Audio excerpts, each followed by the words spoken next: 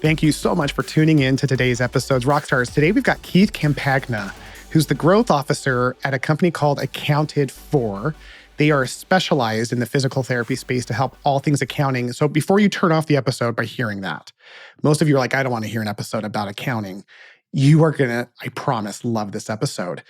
I will tell you from personal experience, Rockstars, that my journey in changing my mindset was significant around this thing called accounting. So whether you're afraid to admit that you don't understand what a P&L is, or whether you are fully aware of your numbers and you think you mastered it, if you're looking to sell one day, I want you to pay attention to this episode because we're going to be talking about the mindset that accompanies growing our business through our accounting. We're going to compare it to a conductor creating music and how accounting and the financial piece is the theory of it. But together, we can create the art and be controlling our future together in our businesses. It's a very fun episode. Keith is an amazing guest. Enjoy the show. All right, Keith. So listen, man, we were talking about growth and you were talking to me about what you think limits PT, OT, SLP leaders from growing their practices. Can you talk a little bit about what you were saying earlier about what's limiting them? Yeah, I think for anybody, and I think it extends beyond private practice. I think for anybody who's trying to build on a dream or a vision, they have a sense of instinct, gut instinct that they follow, and it's worked and it got them where they were. But what really helps businesses grow is knowing their numbers. And what we were talking about was this idea that, in all of the challenges inside of the private practice space, what seems to be lying underneath it is just an inherent unawareness of where are my numbers? Because every practice owner, Will, that I know you've met and I know I've met, they're really smart people. They're super, super intelligent. But there's this thing about accounting where people are a little bit keep the numbers away from me. I don't know that I have an accountant. They should be handling everything. But at the end of the day, that's not the truth. And that's what we're doing at Accounted For. We're exposing that. Yeah, I think Rockstars, as you're listening to this, I want you to really dial in because many of you are listening going, I already know my numbers. We're not talking about production numbers. We're not talking about patient visits. We're talking about the numbers that, if we're being honest, you may not understand as much as you would like. Or like Keith said, you might be giving to somebody else and having them in charge. And I will tell you, Keith, in my business networking experience, having been with hundreds of companies over the years, in and out of PT, the number one thing I hear when people go south, their business almost loses everything, is because they've delegated their financial aspects to a fractional CFO or someone that they just literally put over there so they can go back to their work. And then all of a sudden one day their cash flow starts shifting, if they even know what that is. And then their accounts when they notice is when their accounts start dropping. That's right. Conversely, I've got clients who are listening, and you know who you are, guys. I'm thinking of specific names of people who are probably listening to the show, who wake up every day and they look at their cash flow in their bank account. And if it varies by a small margin, it's enough to send them into a mindset where it ruins their day. So there's extremes. You've got one extreme of delegate, forget. You have this other extreme of not knowing how to read the numbers in your accounting so that you're reactive to every minor difference. So dude, just talk to me. I feel like I've said a lot. Talk to me about what comes to mind when I say that. Well, what comes to mind is that we almost have to take a step outside of the private practice industry and talk about accounting for just 30 seconds. I promise to all of the rock stars out there, this will not put you to sleep. Keith is going to make it entertaining. Keith can literally make anything entertaining to me. Let's do it.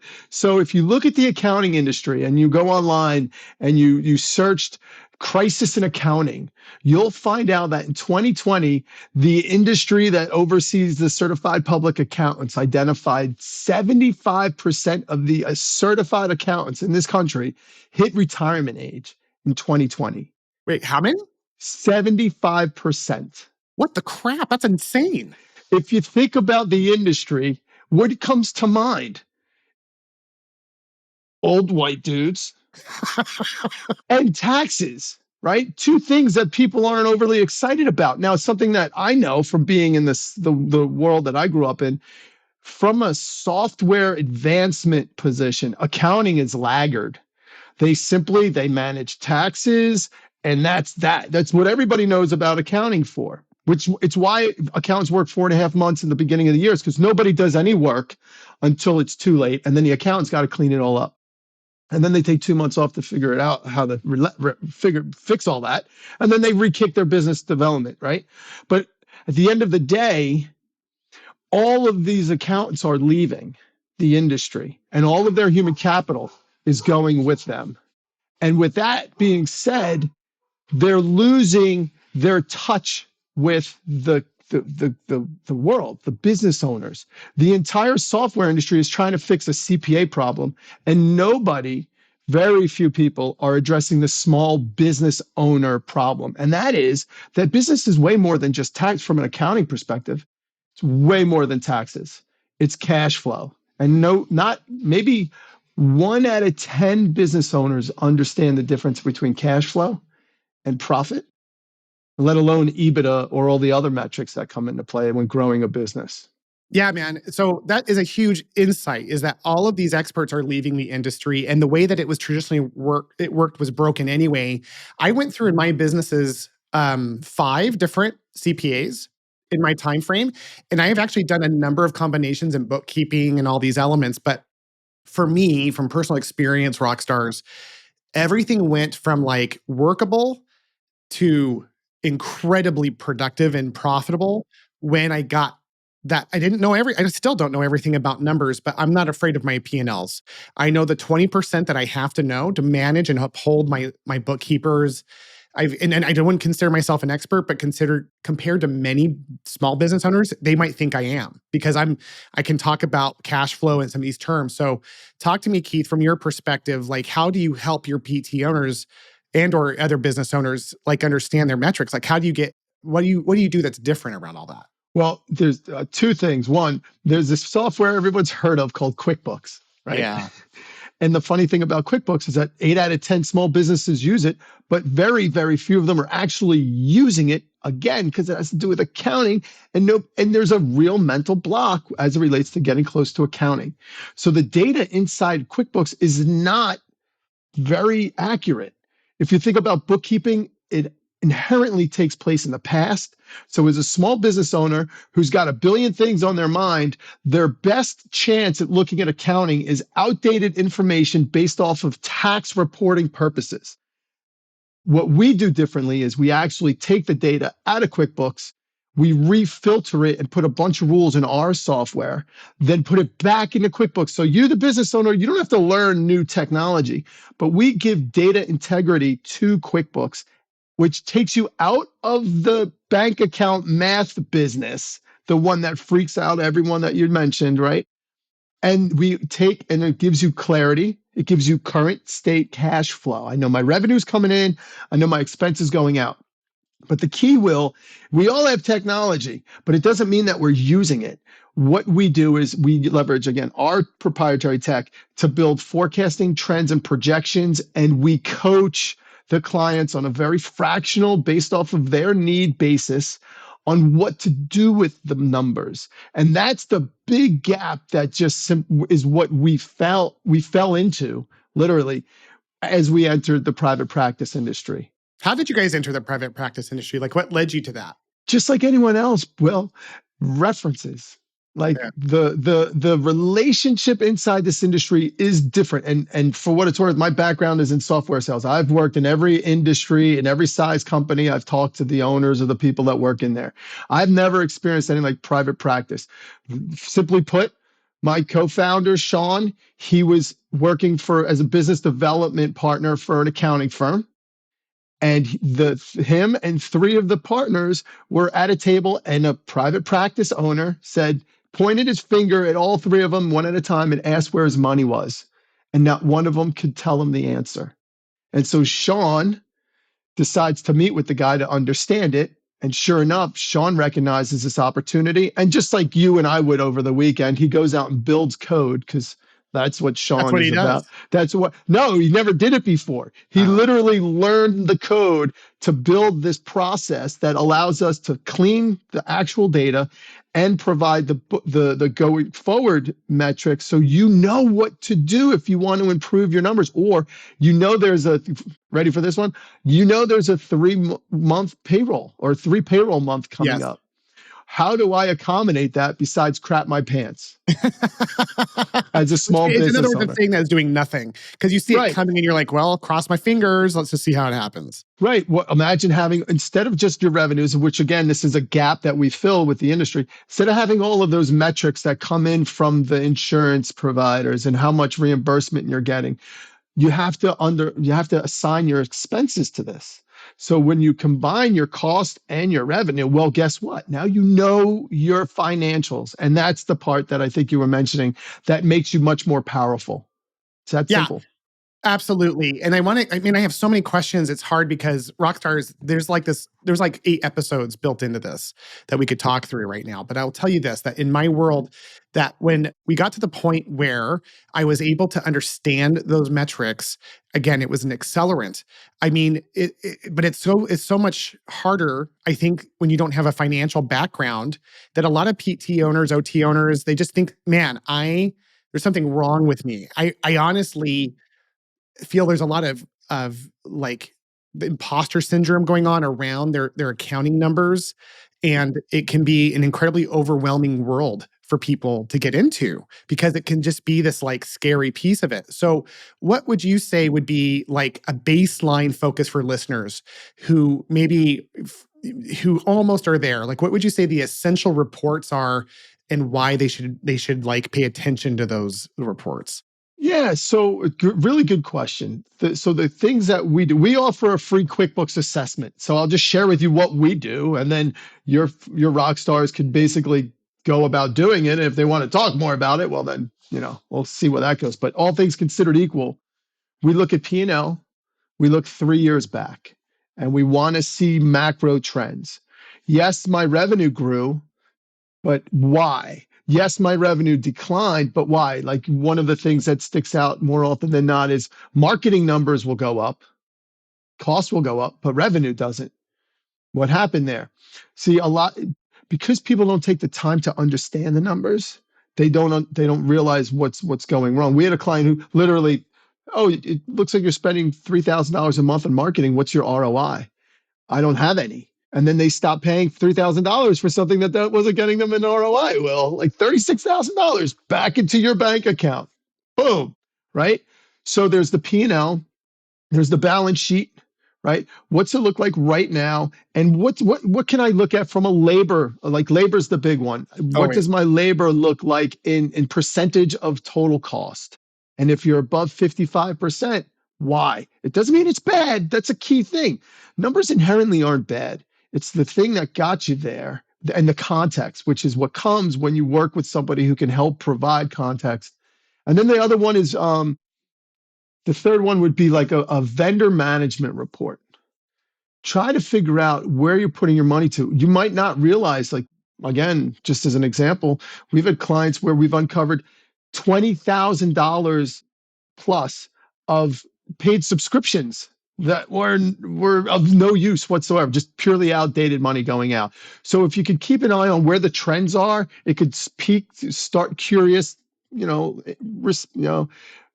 did it get there, or why is it working? And then you could double click on it. And then with the vendor management report, it gives you perspective on how to reduce your expenses. We've had a client where their payroll vendor just decided to start doubling their charges, their fees. Just double their fees. No conversation, no nothing. If not for the bookkeeping service, right? Why did this double? I don't know. Boom, go back, save $6,000, get $6,000 back. You said something really powerful, and then that really highlights the balance, in my opinion, of what the owners should be responsible for versus the accounting experts that they work with. Because again, it's kind of like a medical billing company in the sense that PT owners don't have the knowledge base, so they sacrifice this knowledge and just give it like a monopoly to the person that they're outsourcing it to. And that lack of balance creates issues. Accounting is the same way. But I also was like at the beginning of this episode, talked about clients I've had who are holding every detail of their accounting themselves. And what I've seen in that case is they get so granular that they start worrying about these really small decisions because they've put so much time and energy to find them.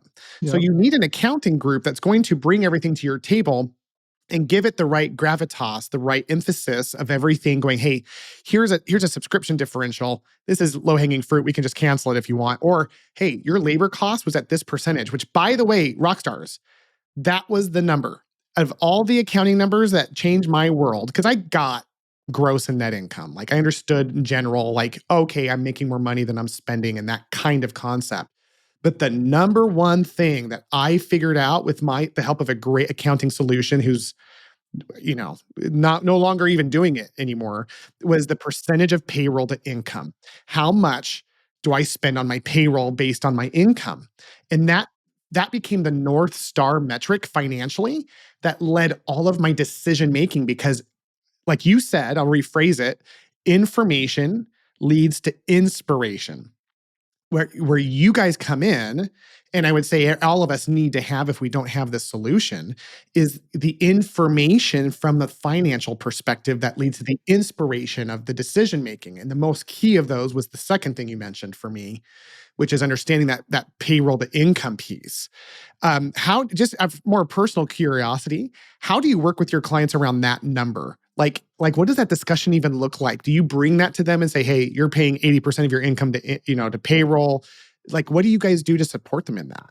Oh, hell yeah. It's the number one obstacle, Yes. and it's the number one uh uh what's the Opportunity. opportunity, right? Thank you. Right.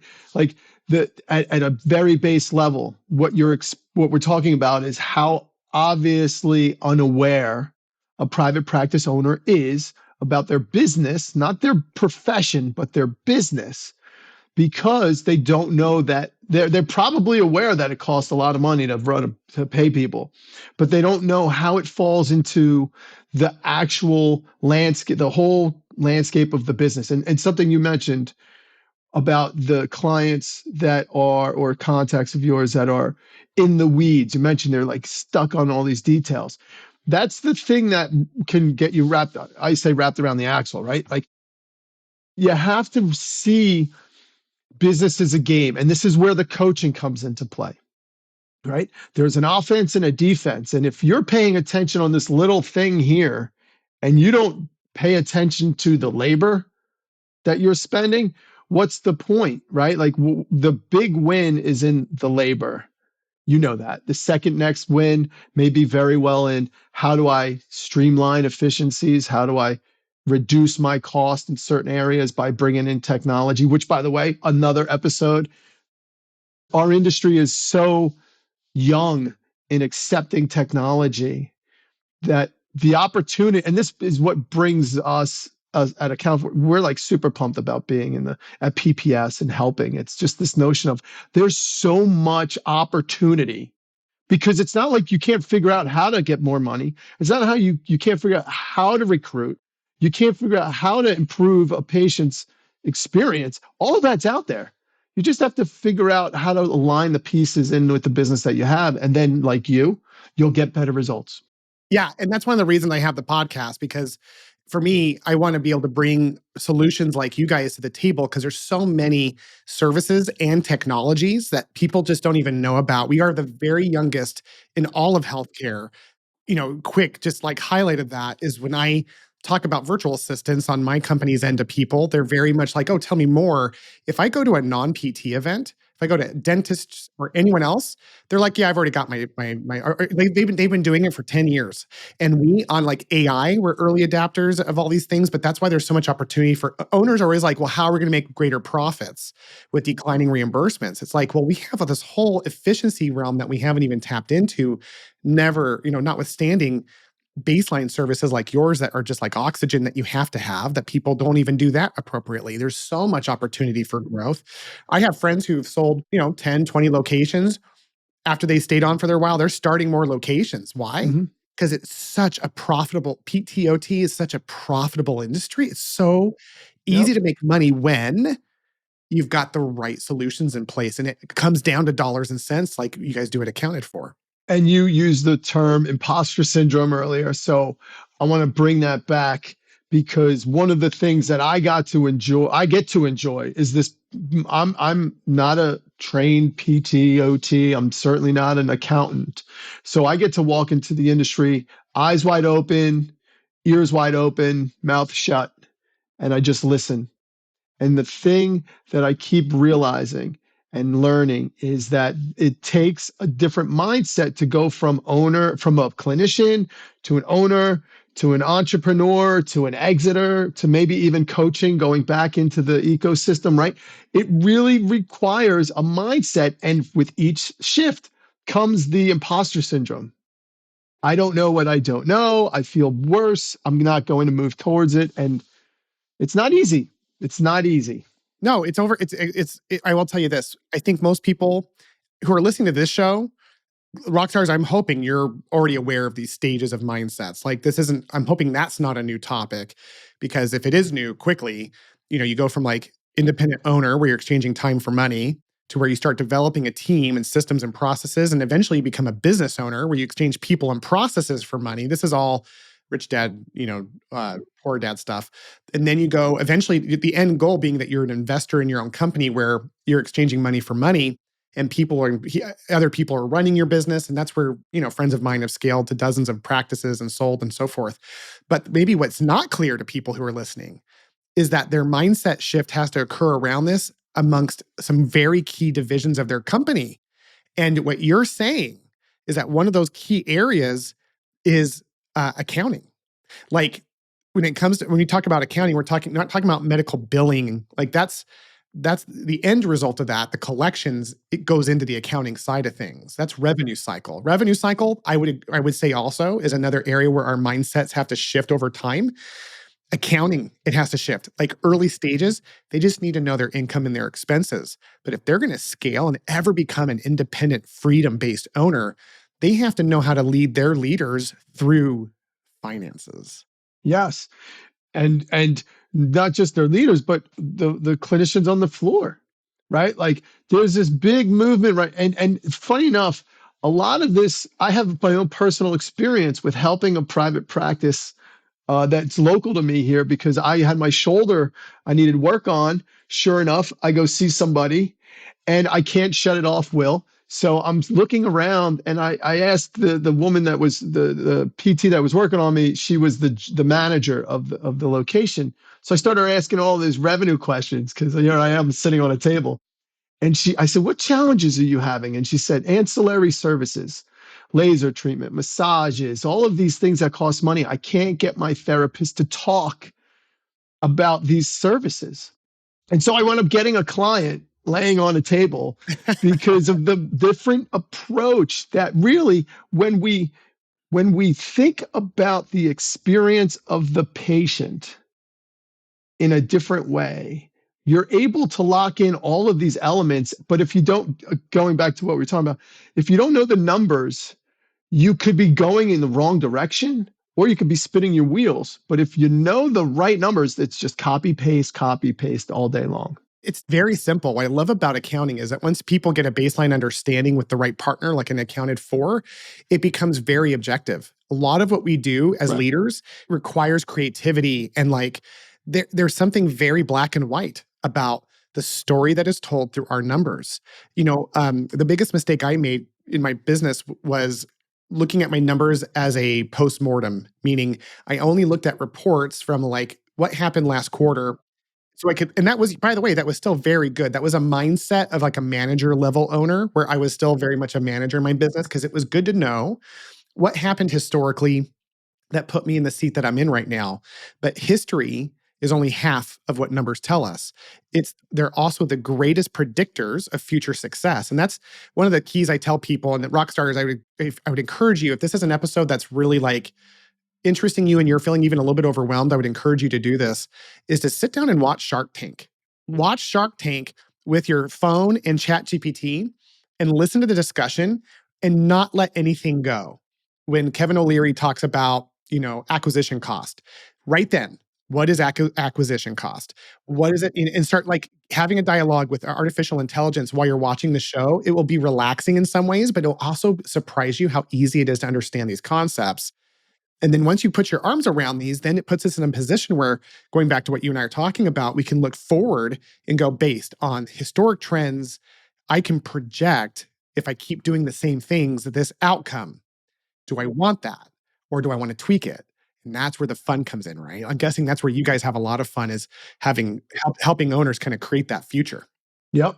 Yeah. And like two of the questions that we ask every time with our clients is, what did we do well?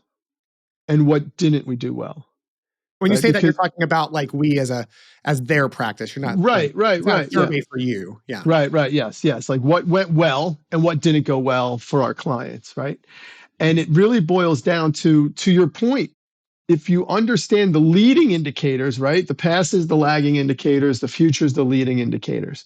If you understand, because now you were able to map what your expenses look like and what your revenues look like into the future, well, now you could start making educated guesses on things, not just what other vendors for other software companies tell you, not what you heard from somebody else. And then all of a sudden you realize that they forgot to mention this one thing, which sunk your boat, so to speak. It's you get to choose on your own numbers, leveraging your own experience. It's the best. You have the most fun growing your business. Even you smiled brightly when you Yeah. got to that part, right? Well, yeah, because it's at that point you feel empowered. I even now get really excited about thinking around these numbers because you start to feel more at cause. Like I know what happened historically. I know what my leading indicators are. So I can get, again, being a visionary as leaders that we all are, it's our job to predict the future. And there's always some art to that. But the numbers that we can use through accounting is what is the science of it. And the science is predictable. The science is easy with the right support. When I love talking about these topics to people, because the least attractive, the least sexy topics in healthcare, medical billing, accounting, no offense if that's, but like perceptively, that's how they view it. Right. Those are the most fun because when we can control that, we can start writing the future in our own handwriting and go, this is what I want to build, this is what I want to create. And so having the ability to wrap our arms around our numbers is one of the most fun things that people can learn to do. And they don't know that until they work with somebody like you, obviously. But Well, it makes it a lot easier when they do, for sure. And the part that I'm hearing, and which I'm smiling now because you got me remembering things that I love about business, is that if you look at a musician, indulge me for like 30 seconds. If yeah, you yeah, look yeah. at music, which I do, and you've got rock stars, so this applies, Totally. right?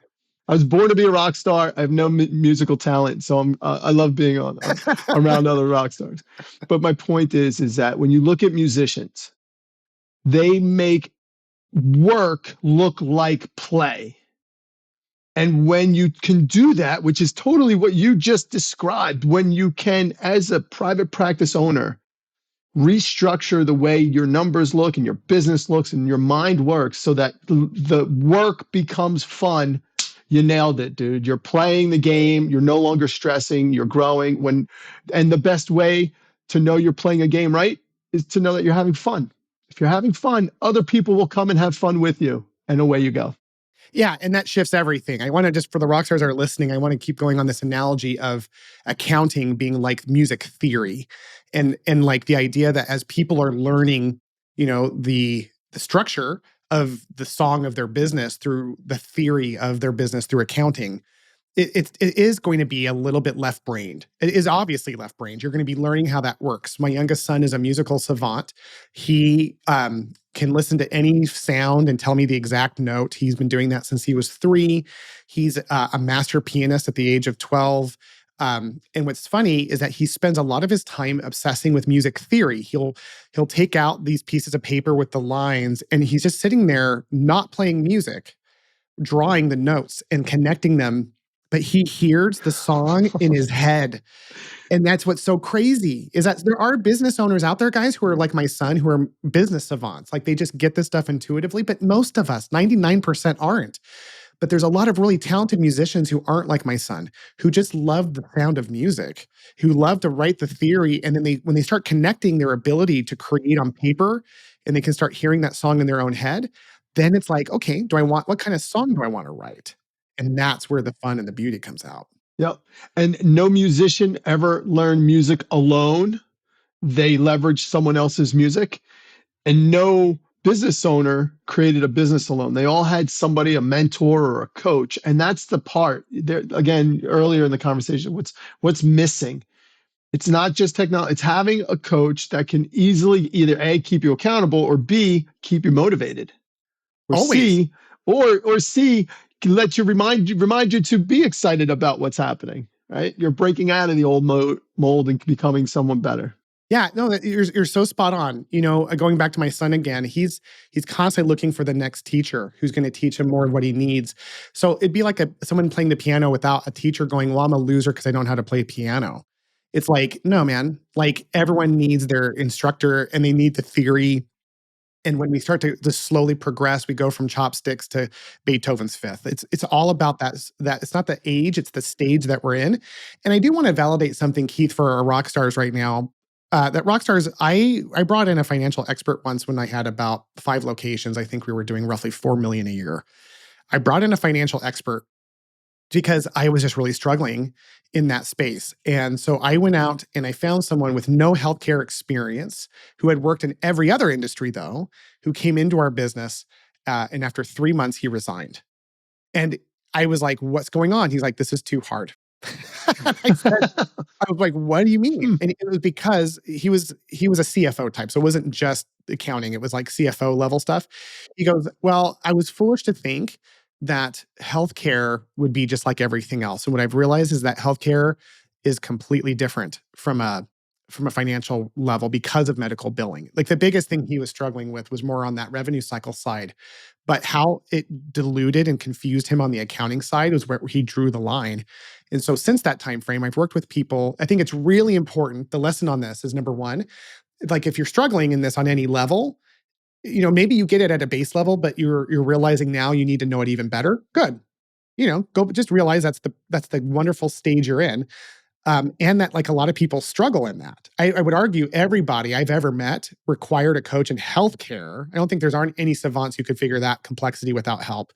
But number two is that when you're working with somebody who's an expert, that you find someone who's really dedicated to the healthcare space, and even better if they're PT specific.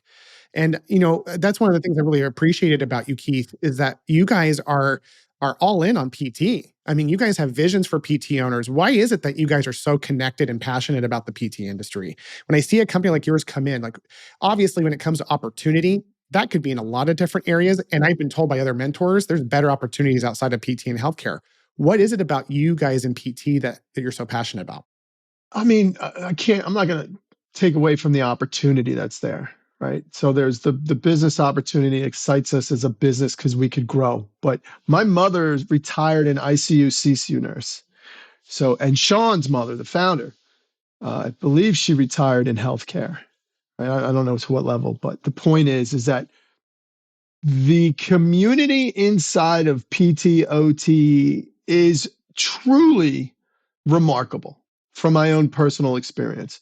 The passion that goes into patients' care, the knowledge that it takes to be able, the amount of debt that one has to incur to be able to help someone feel better is remarkable. And then you get into a private practice company and you start working with other like-minded individuals, and then they start branching off, and like you've got within PPS you've got the peer-to-peer groups, you've got so many networks that are all designed to help.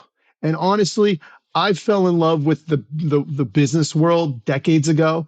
I love small business. I think in a time, I don't know if this is what happens on your side of Zoom, but in a time where everyone's freaking out about bad news and aliens and all this stuff, and the way corporate America and corporate behavior gets written about in the news, what's always worked and arguably has been the reason that things are still better than they're not is small business.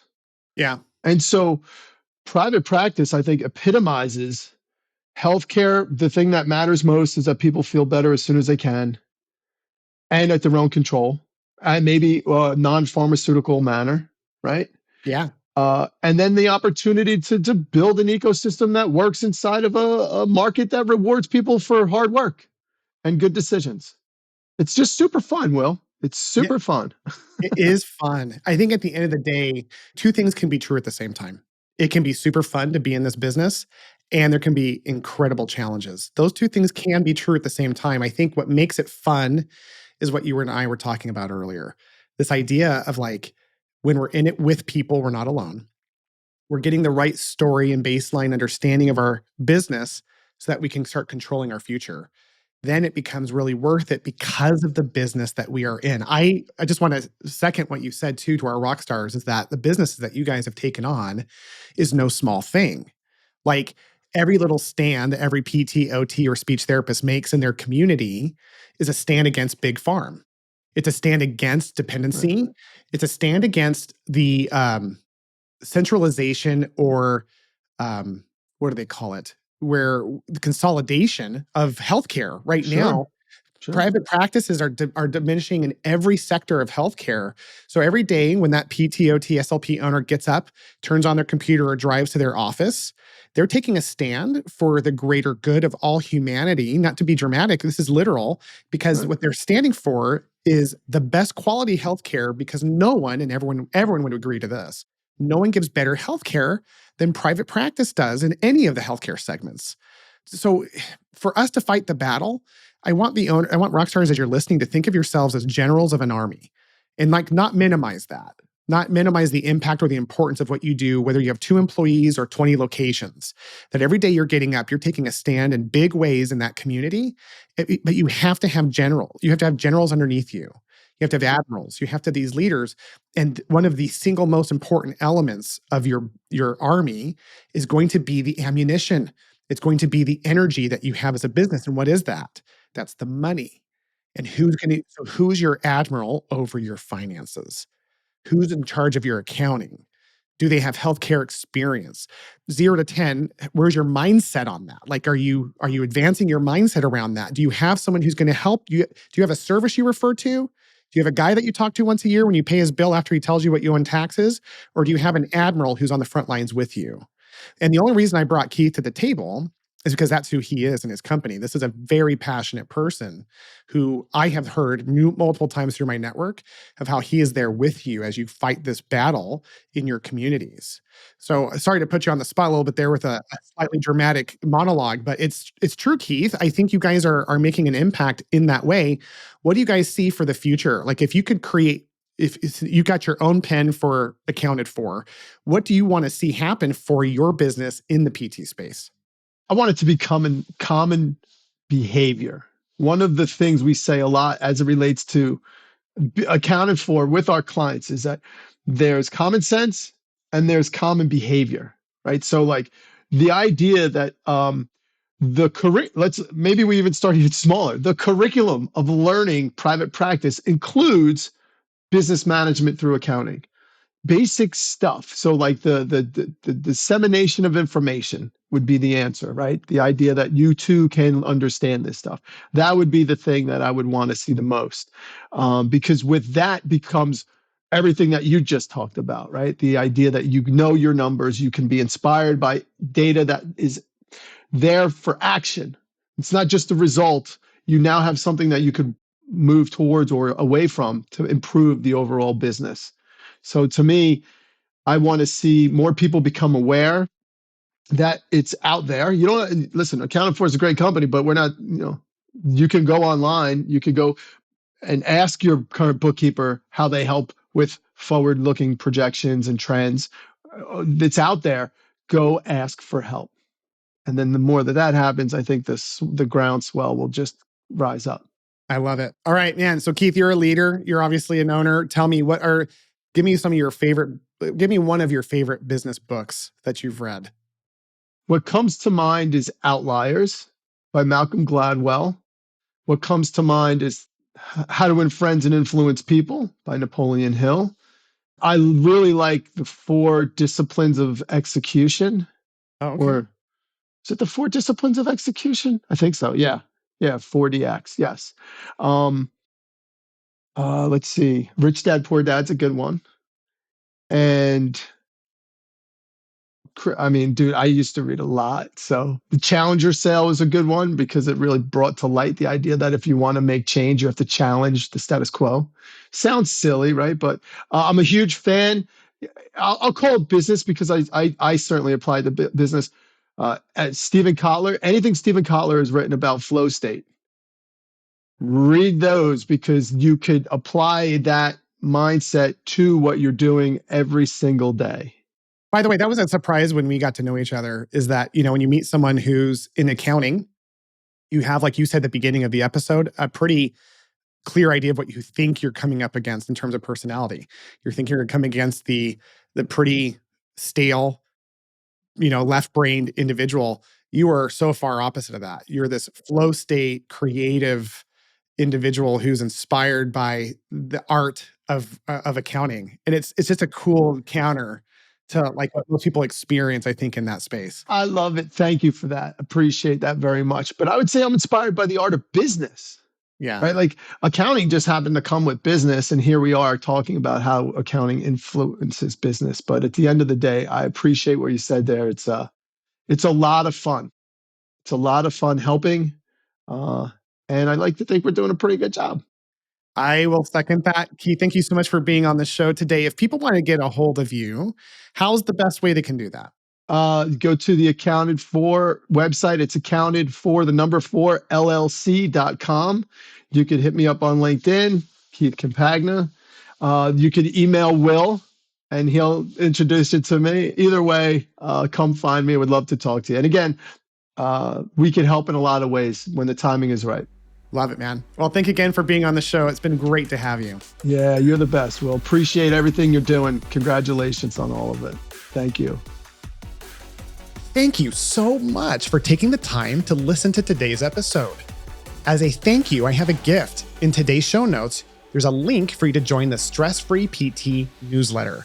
This is a comedy newsletter for anyone who works in healthcare. And of course, we're going to have comedy bits. We're going to have inspirational stories, leadership bits. It's going to be a weekly newsletter just to lighten your week, to help you do what you love with more passion. So click that link below and join that newsletter, and we'll see you in our next episode.